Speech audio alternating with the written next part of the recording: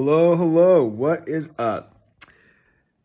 Forgive the hair. Just got out of the shower not too long ago, and I got these on because I'm doing some work on the computer. Just finished, actually. Um,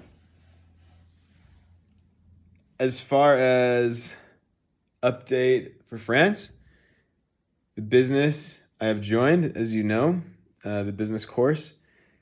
The business that I am going to be using for the course is now registered. So that's really exciting. I'm really happy about that. And I have a call booked and scheduled for tomorrow morning at 9 a.m. just in regards to onboarding and stuff like that. So I'm really, really excited and looking forward to that. Outside, by the way, is not looking the best, but it's beautiful.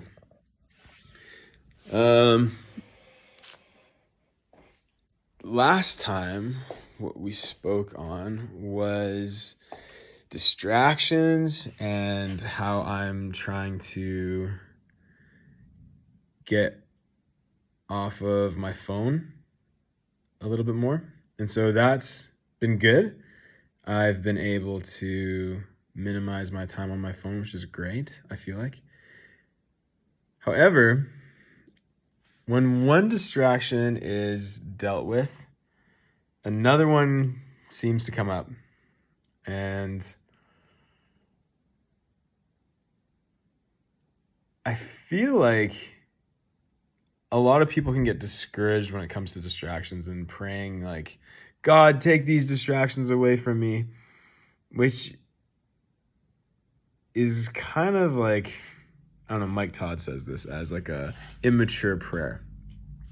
But I think that it's there for you to develop and grow from and show that you are actually tougher than you think you are. We talked about last time how I wanted to go to Canada because I was having a hard time in France, but then decided to stay here and just prove to myself like I can do hard things. And I love that I decided to stay because then I moved into this beautiful spot and have got a small community here, but I'm not here for community. It's nice to have friends. That's part of the distraction, though, I find right now. Like, the reason really why I'm here is for this course to really like work and develop on myself. And part of that, developing on yourself and working on yourself, my roommate and I also had this kind of conversation as well, can also be found in those distractions. And so seeing what you're weak at and growing and learning from that and developing from there. We all have weaknesses, right? We all have things that we fall prey to. And it's not something to come down on yourself for, but I think it's something to be aware of and learn from. And I intentionally avoid putting myself in those situations or circumstances where I know that I'm weak in. And I think a lot of people could view working on themselves in two different ways for the most part. I gave the analogy of peanut M&Ms with my roommate when we were talking about this because I make the joke that peanut M&Ms are my kryptonite, but really, like, I think they are. I finished my bag last night, and I'm making a decision now to not have sweets for the rest of the month. So tomorrow's Valentine's Day, so I'm like kind of almost halfway through the month. So I could do that, no problem. But the analogy is, sorry, I get sidetracked, is you can choose to like acknowledge the weakness of peanut M&Ms that you have and decide to get them out of the house throw them out of the pantry and toss them in the bin. So they're no longer a distraction for you, no longer a temptation for you. And then there's other people who, using the same analogy, would acknowledge that they have a weakness in peanut M&Ms, but choose to leave them in the pantry anyway, and think that them avoiding the temptation without removing the temptation is actually where the growth is and where the self-development is.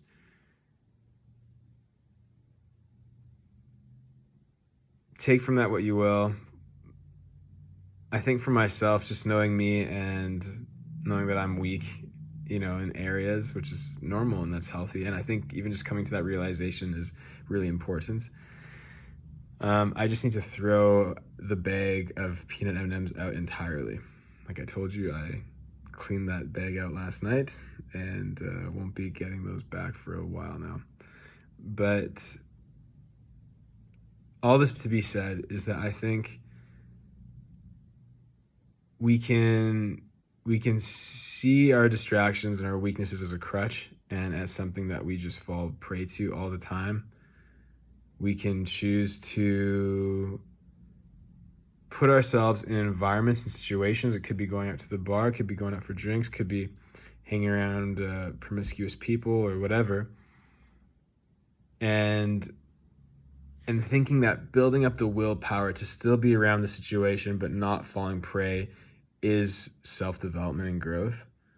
Or maybe doing yourself a favor and making it easy on yourself and just not getting involved.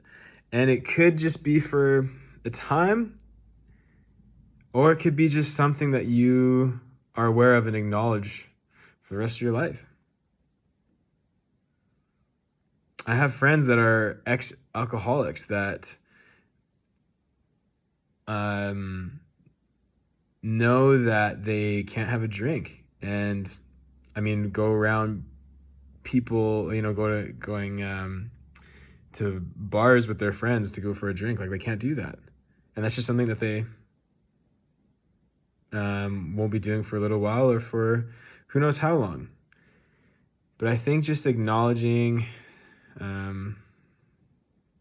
those weak spots for yourself. So that's what I'm doing, and I've noticed that with doing that the temptation in these areas arise even stronger and even higher, and it can feel overwhelming. But knowing that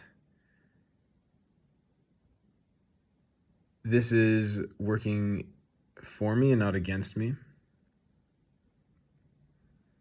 and every person that we admire and that we want to be like has gone through similar temptations, and that we have everything that we need to overcome, right? So yeah, just some encouragement for you when you look back on this. And you can do hard things. And it's not like we are intentionally looking to put ourselves in hard situations or in our weak spots to prove that we're strong. But I think it takes more strength to actually say no to the thing entirely and remove yourself. Because removing yourself can potentially look like isolation. If it's a social thing, could look like weakness, could look like whatever.